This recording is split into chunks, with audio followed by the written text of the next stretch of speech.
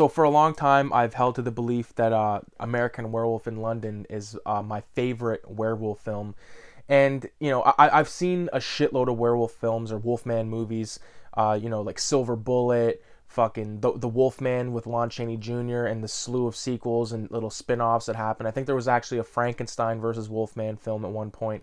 There's tons of fucking movies out there with the character. And even like episodes of shows, like the Goosebumps and Are You Afraid of the Dark, all that kind of shit tackled that character. And the Monster Squad, Wolfman's Got Nards, all that shit. So this is a character or a legend in film and in history that has been tackled in numerous ways. And I've always kind of been like, the Howling, it's whatever. And I watched it initially when I got the Scream Factory edition of it years ago. And I must have fell asleep or something, because I remember thinking to myself, the next day I remember talking to my uncle about it and being like, yeah, I didn't think the Howling was that shit hot. And he's like, you're fucked. And I just didn't watch it for years. And then the other night, I'm like, you know what? I want to watch a fucking movie. So I grabbed the Howling, the Scream Factory edition, throw it on, and oh my god, man, I love this movie. So yes, the movie in question today is the Howling. Here's a VHS tape.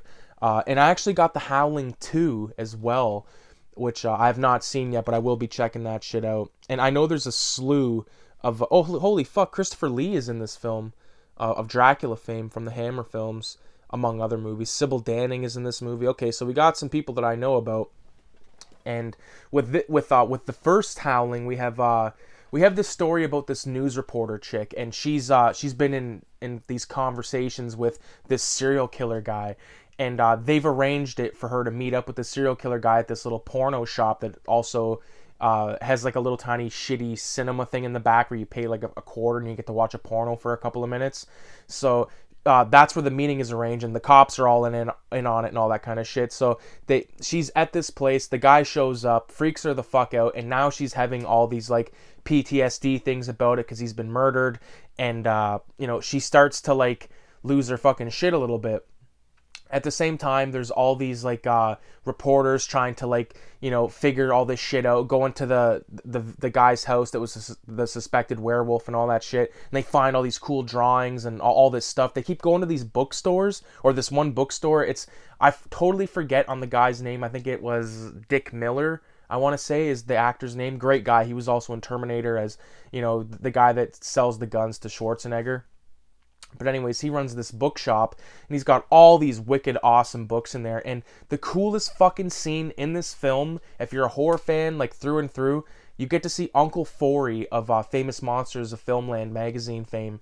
He's in the goddamn store browsing. When he turns around, he's got 2 copies of Famous Monsters behind him, and I just thought that was fucking awesome, man. So like, and not only that, but okay, this is how I know I fell asleep in the Howling the first time I watched it. I did not see the goddamn transformation scene. I did not fucking see it. I thought that the transformation scene consisted of those people at the fire pit fucking around and all that shit, and then there's like it goes into like this part where it's drawn, like a hand drawn animation showing the werewolves howl. And I was like, well, that was okay, that was cool, but fuck, that has nothing on American Werewolf in London. Rick Baker effects on that film and all that. So I'm like, I stuck to the guns, like fuck the Howling. And I listened to 22 Shots, and they talk about the Howling. Mood says it's one of his favorite films, all that kind of shit. I'm like, man, I got to check this fucking film out. So I'm glad I did, because the kills in this movie are all over the place. They're kick ass. The werewolves, they're not just like vicious. Like, not only are they vicious and crazy, there's also, I gotta note, there's more than one. There's a whole fucking like cult of them. Like, it's a cult of these lycanthrope, if you want to call them that, man. It's so cool to see them, all. It's almost like not to mention or not to bring up a film that's, to me, inferior to the Howling, but Doctor Sleep, they have the whole cult thing where they're standing around, and like, I just love that shit, man. And you get a lot of that in this movie. Everyone's kind of in on this secret. Even I believe the one guy, Sam Peckinpah, is he's a director. He's in this film, I believe, as being called Sam, but I could be wrong on that. Yeah, man, I had a good time with this. This film was directed by Jesus Christ, directed by Joe Dante, okay, who's done a lot of other films. Yeah, 1981. Like, they don't make movies like this anymore at all. Like, it's beyond insane. I kind of alluded to this a little bit earlier. Like, these reporters, they go to the murderer, the suspected werewolf's house, and they find all these drawings of like these really crude, but cool looking drawings of werewolves, and like cool posters, and just the whole vibe you get from the room is like this Texas Chainsaw Massacre meets a horror kid. You know what I mean? Like, that's what his room would look like. Minus like there's fucking bones and shit, and like a watch hanging from the roof, like weird shit like that, which is always strange. But yeah, man, you get some really cool stuff. One of my favorite parts about this film, I love me like a good cottage. I love being out in the woods and all that stuff. And there's a scene where the one woman, I think she's the reporter chick, goes to this cottage where she gets brutally murdered by a werewolf. Spoiler alert. But just like the whole walkway up to the cottage is like really nice stone work. You can tell it's old as shit. Like, I like stuff like that. So The Howling definitely gets the bluntzillavideo seal of approval. And I don't know if I like it more than American Werewolf in London, but I like it just as much, because American Werewolf in London to me is still a great fucking film. I mean, it's way more jokier than this.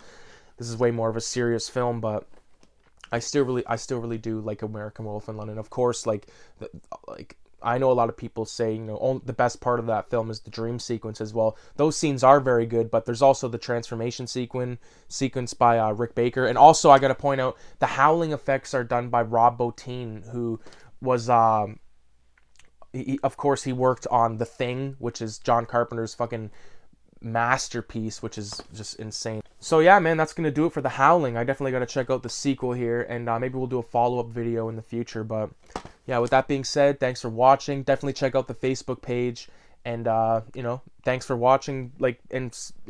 For all of the watching that you've been doing. If you're a returning subscriber and all that shit, man, I really do think that's sick. So adios.